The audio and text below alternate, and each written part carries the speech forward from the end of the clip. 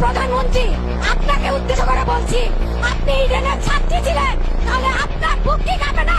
আপনার বোনদের কিভাবে তারা কালকে মারছে, ছাত্রী লিখছে, আমার বাবা কোনোদিন আমার গায়ে হাত দেয়নি, আর সেই ছেলে সেদিন আমার বুকে হাত দিতে, আন্দোলনের নামে আমাদের শারীরিক নির্যাতন করা হচ্ছে।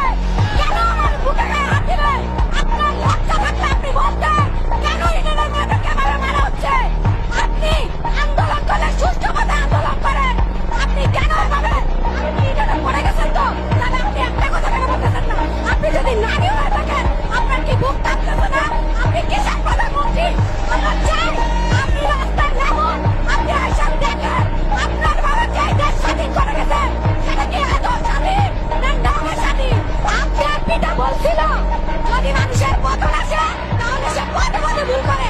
আজকে আপনি স্যার প্রমাণ দিয়েছেন যে আপনি আমাদের রাজাকার পরে ভুল করেছেন, তার জন্য আপনার আমাদের কাছে ক্ষমা চেতে হবে এবং গোটা সংসার করতে হবে। গত বছর 22 সালে আমি যখন অ্যাডমিশন পরীক্ষা দিয়েছি, আমি চট্টগ্রাম বিশ্ববিদ্যালয় এবং জিএসটি